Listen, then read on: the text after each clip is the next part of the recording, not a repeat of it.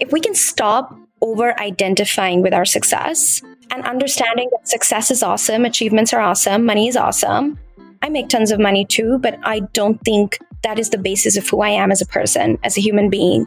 And so if we could be proud of everything we achieve and create, but not let ourselves be limited by that identification, I think that's when we are making progress. And so my biggest invitation to single high-achieving women is when I talk about show up on your dates in your feminine, I mean just be who you are. And by be who you are, I don't mean be your work, be your achievements, be the money you make. I want to know what makes you smile, what makes Megan smile. I know Megan is not single, but what makes Megan smile? What makes Megan cry? What lights up Megan like a lighthouse? What drives Megan crazy? This heart piece, this vulnerability piece is what is going to foster connection with the man in front of you. This is Impact, the podcast where we explore entrepreneurship, mindset, and health to provide you with the ingredients for an unregrettable version of your life story. An alpha female is defined as a powerful and successful woman, often in a leadership role. Alpha females are often described as intimidating by men and women alike. And friends, they are pervasive in the world of high-achieving women. So when we talk about the balance of being a high performer and being a high-achieving woman, we can talk about money and we can talk about our homes and our trips and our travel and all the Instagram highlights that come along with that package. But there is a component to the fulfilling life of any human, and in this case today, the high-achieving, potentially in some cases alpha female, that we often overlook. And in this series on high performance, well, we can't overlook it, and that is love.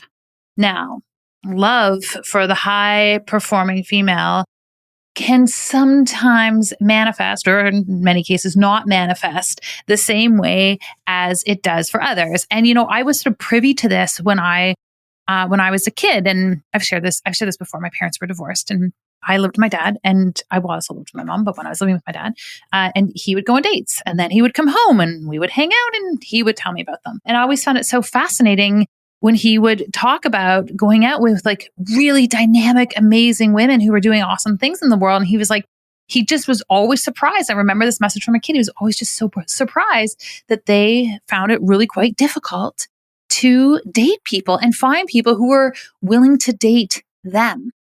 Now, you might be sitting here listening being like, Megan, I am happily married in my relationship, doing my thing. But see, the thing about the high performance women and finding love is it's not like a client in our businesses. It's not just about finding the love.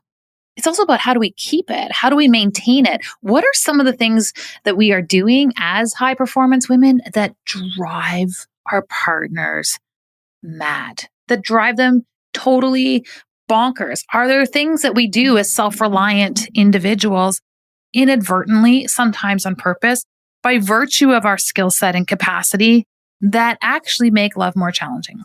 This was a question I wanted to explore. And so in the exploration of high performing relationships and finding love as a high performance woman, there's really nobody else in the world I could turn to other than my guest today, Sami Wunder. Now, Sami is a love coach. She works with high performance women to help them find the men of their dreams. And she openly shares this. She's like, I focus on women in heterosexual relationships. I love all types of love. She's like, this is just the discipline that I'm really good at. And that is what we talk about today.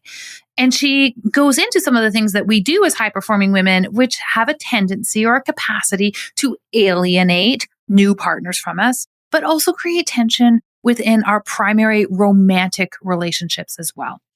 Now, you will hear me in this interview. There were times where I really struggled, and I will openly share the universe this week, like just is nonstop talking to me about stepping into and embracing my feminine and the feminine side of our energy. We're all a balance of masculine and feminine energy. And Sami talked about this a lot. And there's a few times where you're like, do you really mean this? I'd change the language up. And she's like, no, I mean this, Megan. And I really valued that because I probably too get caught in that lane of high performance women. And I sometimes have blinders on to how my language or perspective may be perceived by my partner. This interview and this conversation was fascinating because it's outside the normal realm of an idea or topic that I would necessarily explore. And it is also outside the normal box. I hate boxes, but we all get in boxes in different areas. Outside the normal box of how I think about relationships. It identified to me some of my key blinders when it comes to love and relationships, and it provided a ton of practical insight. So whether you are looking to find love in your life or you want to maximize the love that you have, you are going to adore the amazing love coach, Sami Wunder. Sami Wunder, welcome to Impact. Thank you, Megan. So happy to be here. Well, we finally had to just hit record on this because we were having our own little jam session before we got going. And I was sharing with you that this interview and this conversation is going to fit in the context of a broader conversation we're having on Impact around high performance living. And one of the pieces to that is, and I feel like we don't talk about this very much, is how do we exist as high performing women in the context of a relationship? And how do we keep that relationship high performing itself? What things do we need to attend to and attune to in order to make that happen? And so I'm excited to talk about all elements of love today, but in particular, we're gonna get into how do we maintain that high performance relationship and love. And so before we do that, Sami, I'm wondering, can you give my listeners some context around who you are and why this is a conversation you're so excited to have? Yes, absolutely, Megan. So as a young woman, I found myself being a go-getter, ambitious, and I had a really hard time attracting and keeping a good man in my life. I believe for a lot of us impact creators, the biggest moments of our transformation are actually originating from the biggest hardships we faced or the biggest moment of pain we've had in our life. And for me, that pain was unimaginable when somebody I thought was the one for me after dating me for 2 months or so, again, ghosted on me and disappeared. And I felt like that was such a pivotal moment in my life because until then I had blamed the guys, I had blamed the men. I had always thought like, oh, they're just intimidated by my success and they don't like a woman with brains and they don't like a woman who knows what she wants. But that was the moment in my life when I actually stopped to reflect, how am I contributing to the dynamics I keep facing in my love life and in my romantic relationships? And I had the choice to become a man hater. I had the choice to lay all the blame on the guys. And I had the choice to just be a woman who's going to go out there, prove herself, achieve, and close her heart to love because it was so painful and it made me feel so vulnerable. But I am so grateful to God, to universe, to myself for waking up the next morning and actually having the humility and the ability to say, okay, I'm going to take ownership for where I am the common denominator in all of this. I'm going to look at myself. I'm going to learn what it takes to have an amazing, healthy relationship. And I had always been a good student. I'm a trained economist. I've always been a gold medalist. And whatever I put my head into and decide to master, I master it. And so I was largely self-taught. At least in my own personal transformation, I read about what it takes to have healthy romantic relationships while being a high achiever, while being a woman who can be a go-getter and doesn't have to play the submissive wife role that so many of us have been taught. We've been told by our mothers, we've been told by society, you can have one or the other. But I wanted to have it all. I wanted to have amazing success and I wanted to have amazing love. And so long story short, I figured it out. I went ahead, dated some amazing men, attracted my amazing husband, Chris. We've been married 9 years. We have 2 beautiful boys, and I run a multi-7-figure love coaching company that serves women from 55 countries of the world today. And I help these amazing women have amazing, healthy, romantic love. And I'm pretty good at what I do. I've helped over 400 women walk down the aisle by now, and hundreds of others heal their marriages and romantic relationships. So I know that what I'm teaching is working powerfully for my clients. This is one of those, I'm listening to this and I'm smiling because I'm like, this is one of those things I don't even know we knew we needed.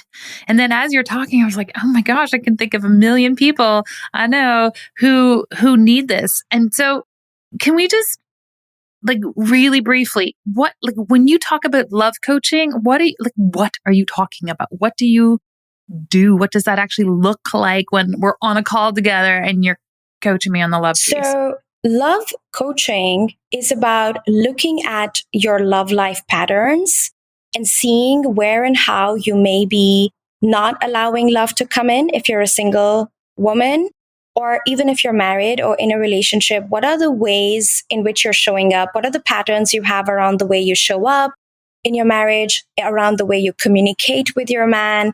And we teach you how to shift those patterns that are unhelpful and learn new patterns and behaviors that are actually going to enhance the passion, the love, the chemistry in your marriage or in your relationship.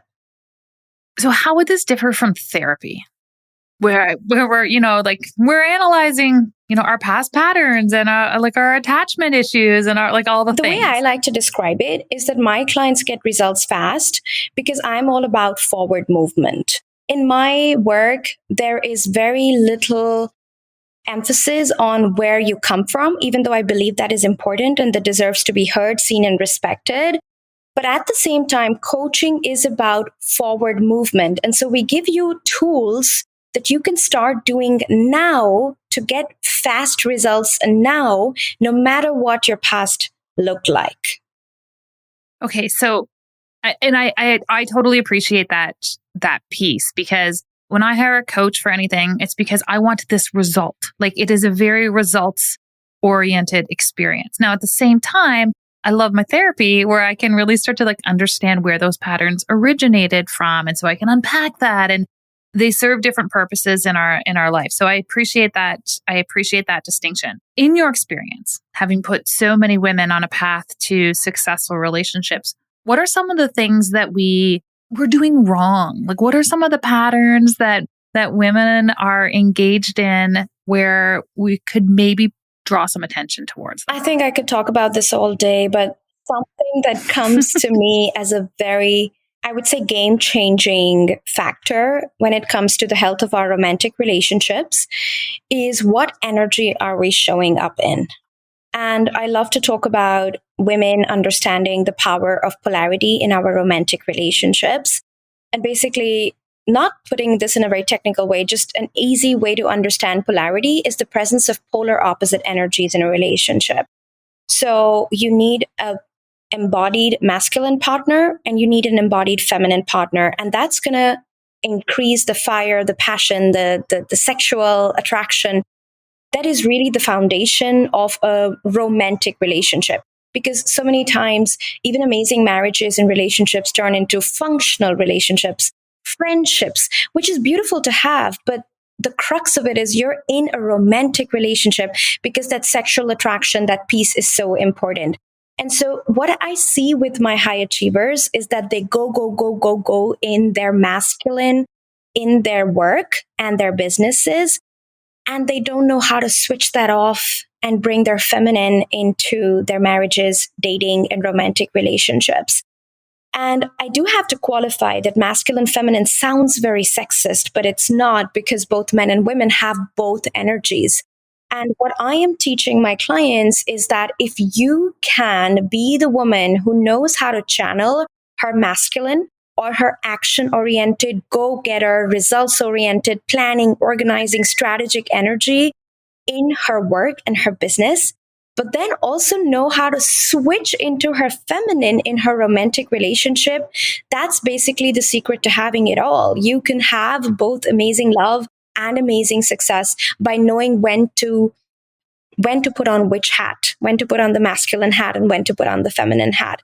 And it sounds simple, but it is the hardest balance to strike, especially when you are CEO, you're really high performing, you just know how to like do your numbers, get things done, move your team, instruct. I mean, I go through the same challenge myself in my own marriage where my husband literally gives me the feedback, can I have my woman back? Can I have my wife back? And can I have the CEO, leave her avatar in the office? So I think if we can know when to switch from the masculine to the feminine, this is game changing. So here's where I am like legit challenged. So let's coach away. I have a hard time doing this authentically. So, and part of the mindset piece, I remember a girlfriend of mine talking about her parents' marriage. She's like, they have this amazing marriage. Her mom was a high performing entrepreneur. She told me the secret to her marriage is she just like fakes being needy when she's at home. She's like, I just let him do things for me and fix things for me when I'm capable of doing it myself. And I like that struck some sort of core wound in me. I was like, I'm not playing the fake needy game if I'm not there. I mean, there are times where I really like need my husband because it is a genuine, like his strength, my deficit. Yeah. But how are we reconciling this piece where we're moving between these two personas in a really authentic way? That's a great question. And I think a lot of intelligent women struggle or have resistance around this. I think anything to do with fake neediness is not going to strike a chord with a smart, intelligent, authentic human being. And so the way I like to describe this is that I think we're so programmed and conditioned to not need a man when we are high achievers. Like we're so programmed and conditioned to do it ourselves. It actually is not your authentic, real essence. It's your learned essence. It's for the most part what maybe sometimes childhood role models, parents, my parents told me, never trust a man, always rely on yourself, always rely on your intelligence, go out there and make a mark, always make your own money.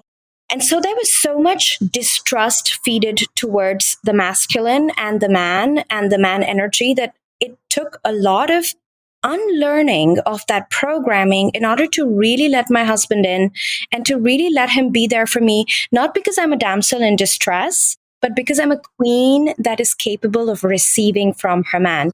And to be honest, like whenever I get into that overdrive and overfunctioning energy in my marriage, I realize I'm coming from a wounded space because that's what I saw my mom do all her life for her dad. And that is my modeling of love. That is what love looks like to me in my programming.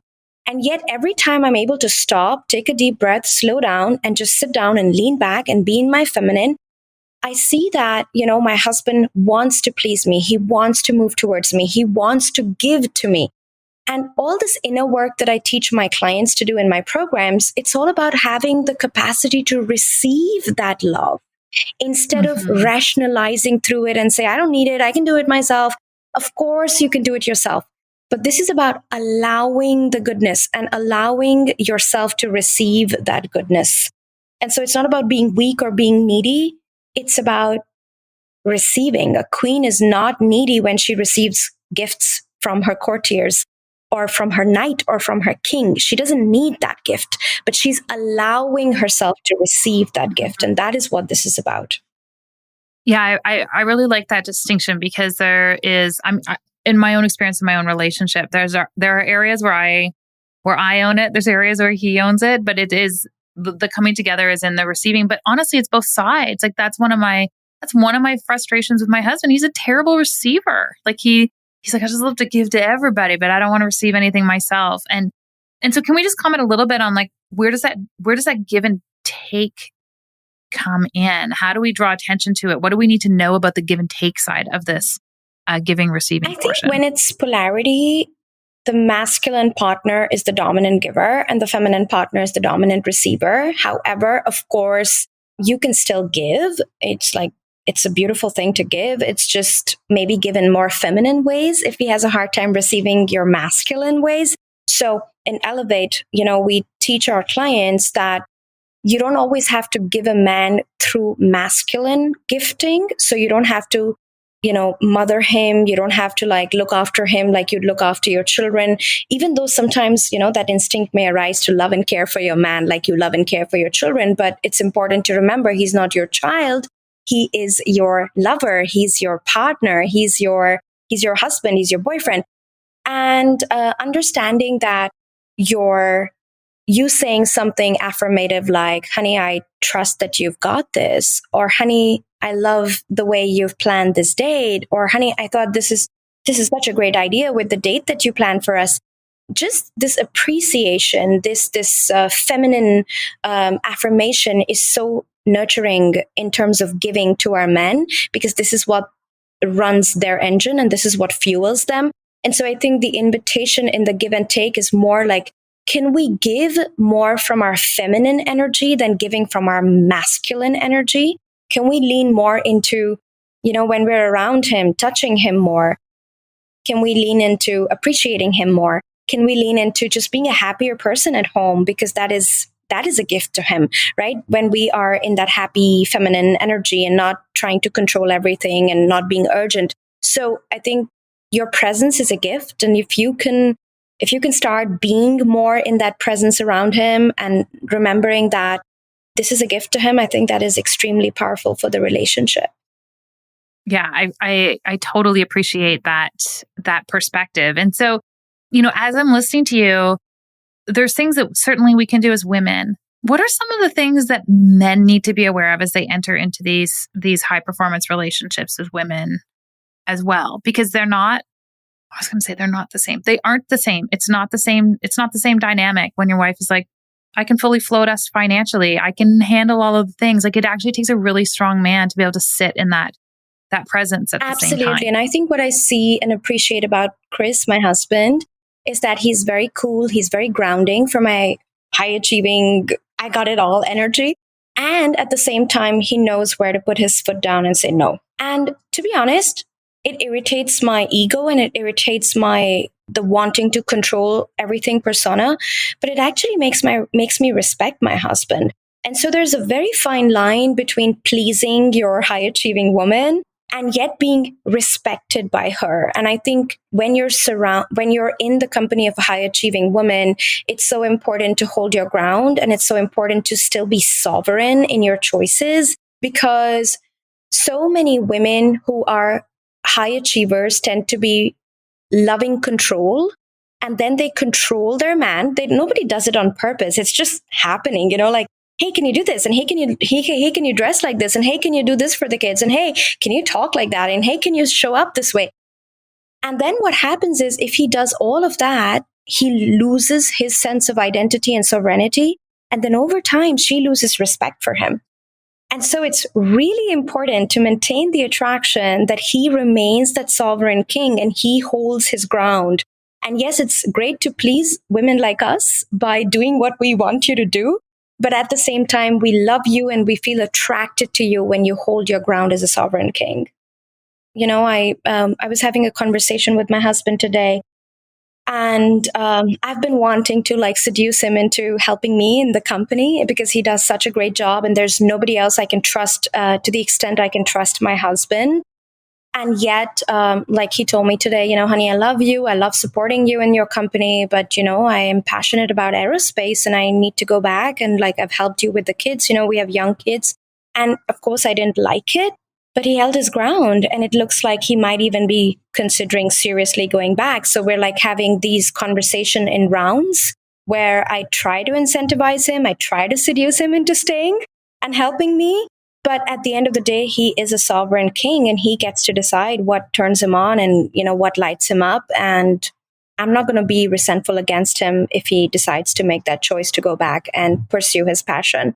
And that's what it looks like, holding your ground. So even though there's a part of me as a high achiever that just wants everything to go my way, there's also a womanly part in me that respects my husband so much more for being a strong-willed, I know what I want kind of guy. It's really attractive. It's like Stone Age attractive. It's very instinctive in my belly. I want to make love to a man that knows who he is and stands for who he is. Yeah. And it's interesting as you're describing that, I was like, I might use different language. And so if I'm off base with different language, then let me know. But part of it is, and what I find attractive is this idea of you do know yourself. So like me, I'm not talking about me knowing myself. I'm like, my husband knows himself well enough to be like, this is something that I want. This is something that I don't want. And then having the capacity to articulate and communicate his boundaries around a particular issue, which to me feels slightly different than putting his foot down. Maybe it's just a slightly different energy. Are we talking about the same thing? I think when the woman is really forceful, in order for you to be heard, you have to put your foot down. I mean, you have to put your foot down, and it can also be articulated in a less intense scenario as a boundary. Sometimes high achieving women, sometimes really forceful women are not able to hear that boundary because they're so adamant on how they want something. Getting their way. So this is about intensity, I think. Yeah.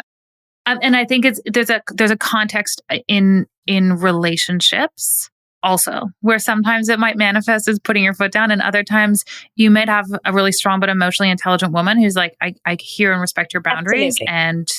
And we're great. In my experience, actually, the stronger women know themselves, and the clearer they are and more respectful they are of the partner, the less there is this need to like create this clashing power dynamic energy. And I think that's what I'm sensitive to in the language, is the difference between this complementarity in energy and this like forcefulness or this power piece. Is there a difference in your mind? I mean, I don't interpret this as a negative. I think there is a lot of power in being able to put your foot down as and when necessary. And I think in a lot of relationship dynamics, at least the ways I experience my clients, it takes a very high level of awareness to not be triggered and to not want to control, and to have that awareness to let go and surrender to what he wants. And so sometimes women can have that capability, and sometimes they actually need a man who says, no, sorry, hun, this is not happening. You know, I'm going to do it this way.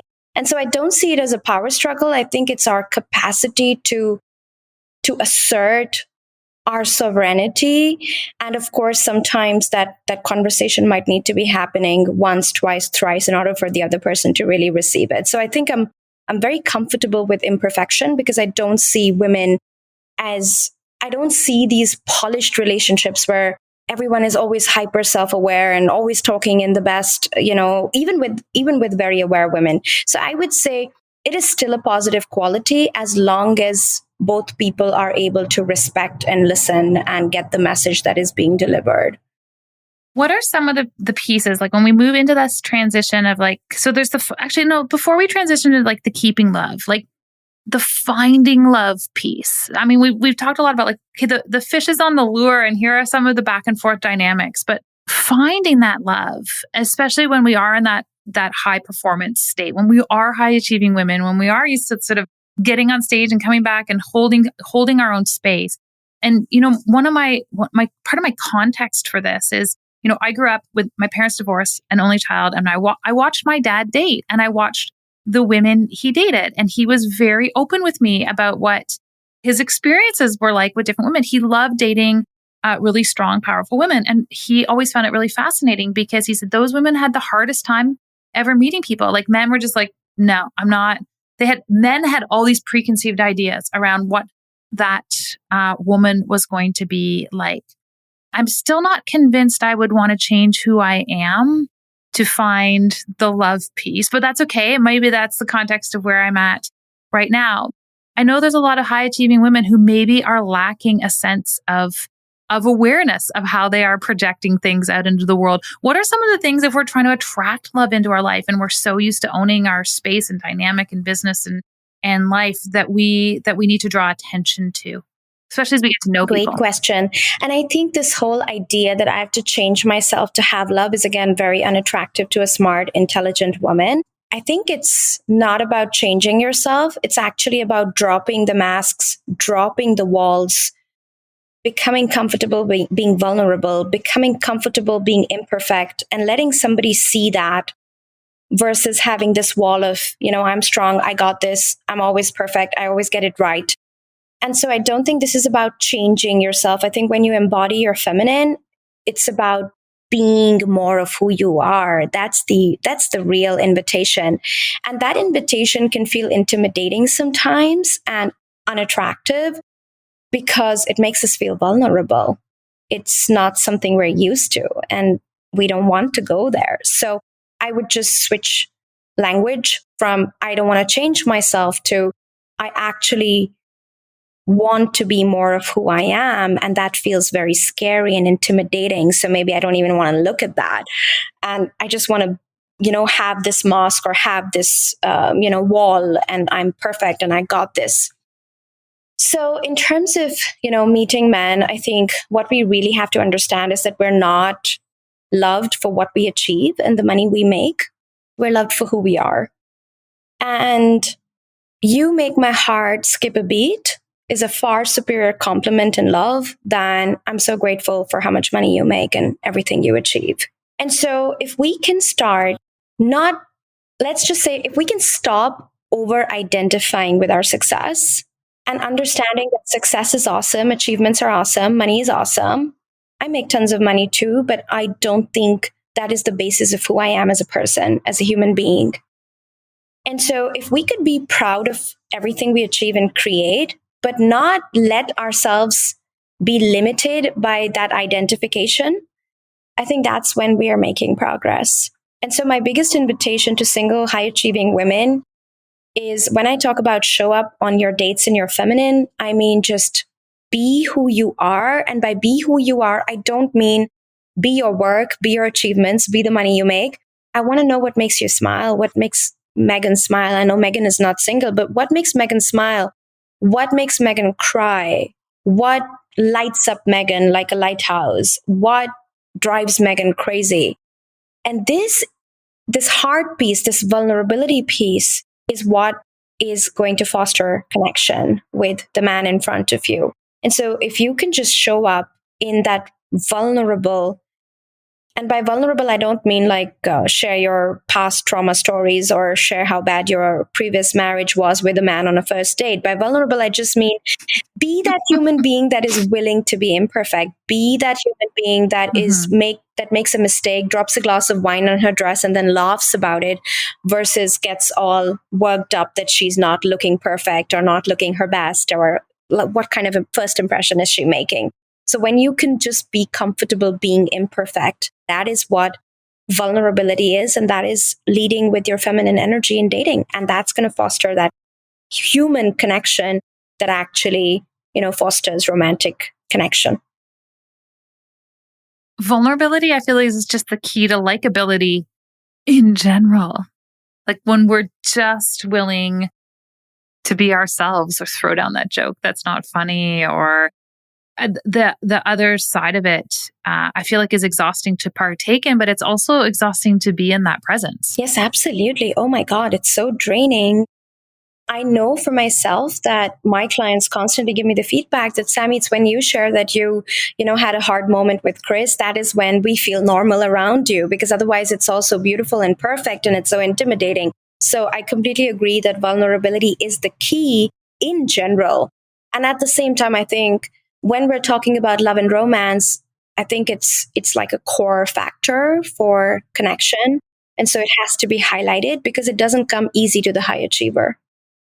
I'm just going to throw out to my high achieving friends in general, I find you exhausting when you can't be vulnerable. Like around other women, it is exhausting when there's just this, like everyone is keeping up with this. Like, I don't know what it is, but I'm tired. And I think it also makes us go on guard, right? Like when I'm in a group of people, and it's the same on dates, like when you're sitting in front of somebody and like the way you put your napkin on your plate is being judged, or the way you hold your champagne glass is being judged, that is emotionally unsafe. Oh shoot, people judge that?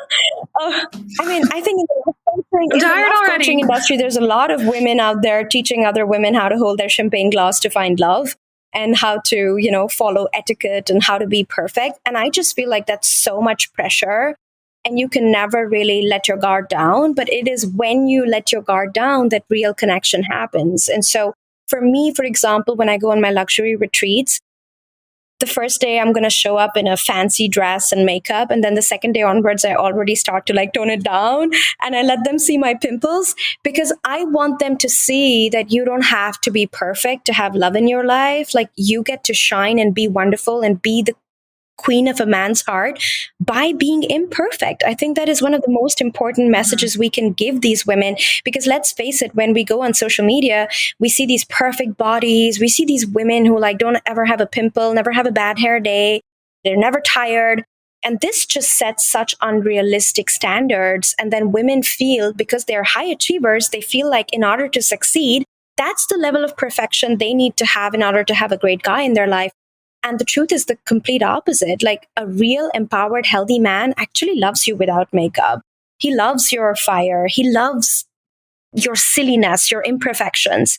All of that is feminine because masculine is results oriented, perfection oriented. All of this is feminine. This, letting go, letting our guard down and just having the courage to be imperfect. It's interesting because as you say that, if I were to peg, and I know my husband's not listening to this, so this is fair game.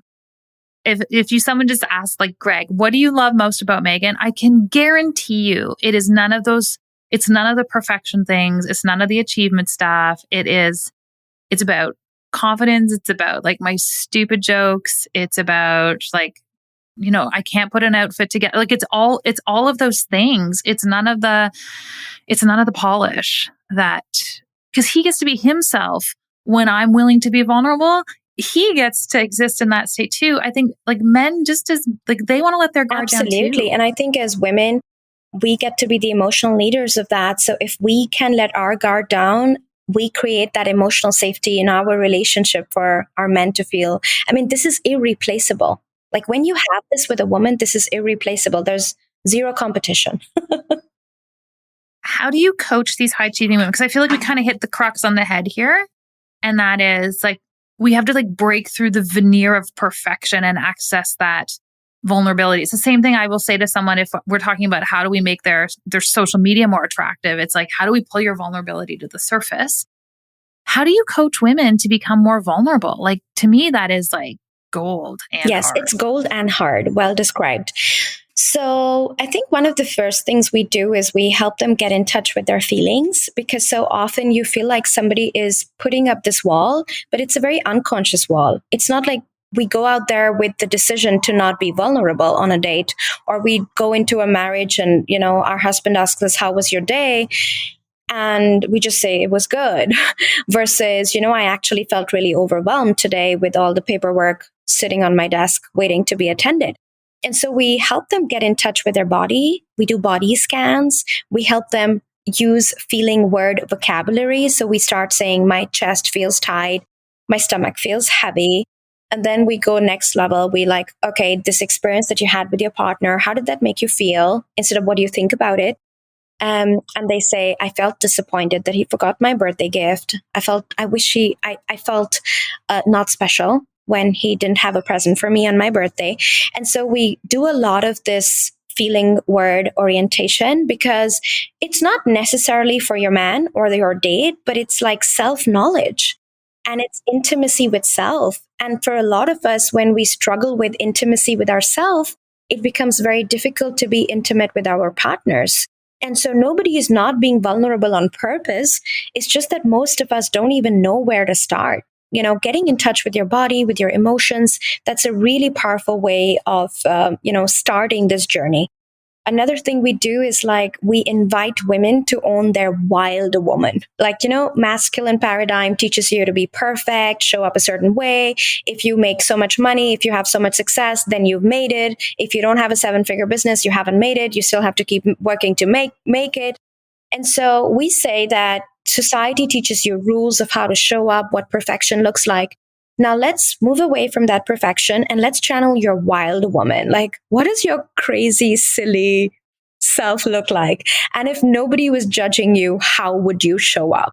Like if the man in front of you would just be enamored by what he's seeing, how would you show up? How will you channel that wild woman?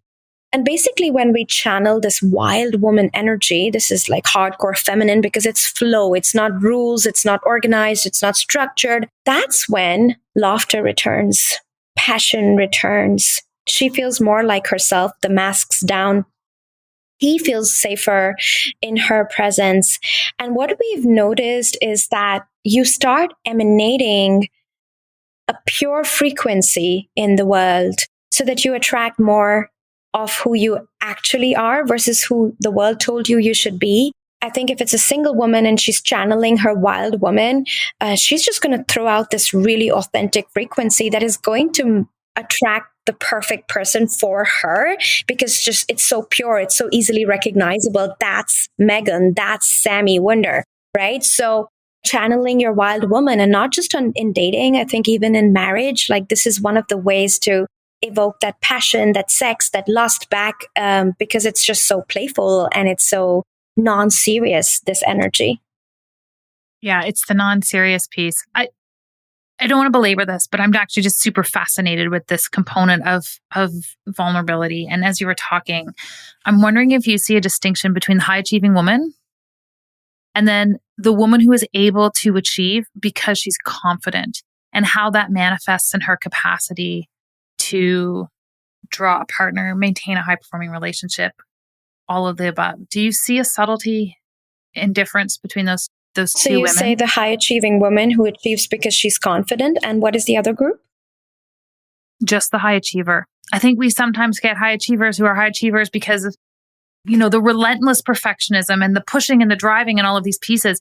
And behind that, the motivation is a lack of confidence. To me, that is an entirely different individual to have to manage and unpack and coach than the woman who is high achieving because she is confident. Like there's a gracefulness to that achievement as opposed to the bullishness of that achievement. I'm just wondering if you can speak to its manifestation on the love side, or maybe you're like, actually, it all manifests the same way. I love that distinction, and I will 100% agree with it. I believe that you can have scarcity, urgency, lack of trust as the driving factors that can really drive you to control and achieve. You can also have just joy, fun, confidence, self-belief that can make you a high achiever.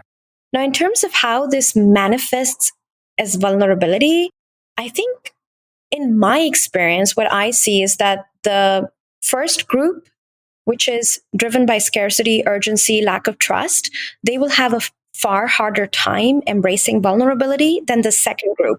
So the second group, it's more like unconscious incompetence. And the minute they become aware of it, they're able to turn it into conscious competence and then unconscious competence, right? Because they're fast learners, they're joyful, they're happy, they believe in themselves.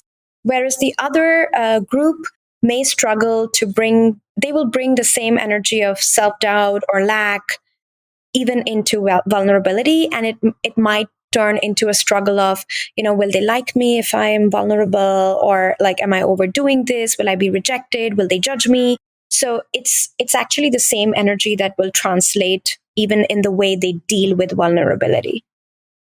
Such a good conversation. Like the takeaway I'm taking from all of this is like, know yourself, find your confidence, be who you really are, and let your partner have access to that version of themselves at the same time. Yes, absolutely. And lean into your feminine. Like feminine is game changing. And by feminine, we don't mean you have to change who you are. By feminine, we mean you have to let down all the masks that you have put on, that society, that your caregivers told you have to put on in order to succeed.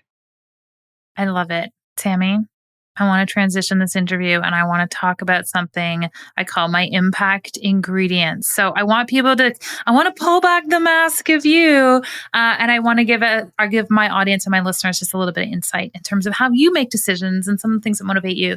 So my first question is, when you're not feeling it, how do you cultivate courage on a dime? How do I cultivate courage on a dime? And this is for... Like if I said to you, I need you to step in front of my 10,000 person audience in 5 minutes, just talk off the cuff. Like, where do you go to find the courage you need to take action in life when you're caught off guard or you don't necessarily feeling it, when you have to show up regardless? I think it's self-belief, and it rests in my belly, and it's like this whole reservoir of all my experiences, all the amazing things I've done, all the self-love work I've done. And this is the source I turn to pull out the courage. And I can totally take you up on the talk to 10,000 people in 5 minutes. I love it. I know that I'm the same. I don't want to jump out of a plane, but you can stick me on a stage and I will be fine. What's your motivational beverage of choice and how do you hold the glass? I'm just kidding. Not the last part. The last part I don't care about. What's your motivational beverage of choice? Water. What's your biggest non-negotiable in life? I want to be treated with respect. And whether it's a 6-figure client, whether it's my husband, whether it's a girlfriend, I am sensitive to the tone of voice. And if I don't feel respected, I am not going to be in that room. I love that. Entrepreneurship. Were you born this way or did you learn to become I was totally born this way. You couldn't fit me in a cubicle in a 9-to-5. I am doing what I was born to do. I landed upon it by chance. It wasn't pre-planned. But universe, God, destiny, everything led me here. And I can never, ever imagine saying yes to a boss. I'm my own boss. Yeah, we'd be on the island of unemployment together. Last question for you, Sami. What do you want your legacy of impact to be? I would love to be remembered by over 5,000 women in the next 10 years, saying that this woman was so instrumental in helping me have the most amazing love in my life. So love is my legacy. And I believe that I've done my part on this planet if I can bring people together and make them feel connected and happy in their love lives. Absolutely. Adore that answer. Sami, this has been such a wonderful conversation. I know you have something for my audience. What is the context around that piece? And then we'll follow up on how they can follow absolutely. You. So this is a live video training that I recorded, and it's about helping the high achieving woman understand what is it that she can do concretely in her marriage, in her dating, to shift into feminine and to shift into feminine quickly and easily and in practical ways. So this is about the 3 feminine energy shifts. And I talk about leaning back in your love life and leaning into your business and your career and how to make that switch. So it's a very powerful training because I think the high achiever has the masculine side nailed down. She's a go-getter. She knows how to do it. But this feminine energy still feels like a woo-woo mysterious concept. And so my gift is in making it very practical and helping them being able to implement it literally overnight. And along with this training, there's also a PDF on feminine scripts to negotiate and to speak from your heart to your partner, to your man, to your date about sex, quality time, money conversations, conflict resolution. And then all the scripts are there that just sort of melt his heart and inspire him to listen to what you have to say without you having to bulldoze through it. Amazing. Sami Wunder, you are fantastic. Where can we send people to follow along with your awesome so journey? The link is going to be in the show notes of the podcast. So you can download it from there.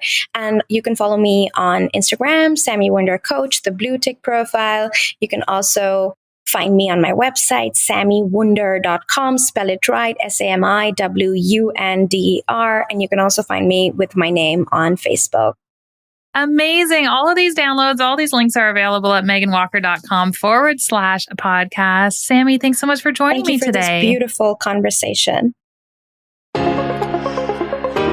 Impact is what lives on when we leave the room, tuck them in, or step off stage. It is less about what you do, more about how you make them feel, and everything about how you choose to show up in the world. If you enjoyed this podcast, hit subscribe on Apple Podcasts, Stitcher, Spotify, or wherever you are listening to this episode. I am your host, Megan Walker. Until next week,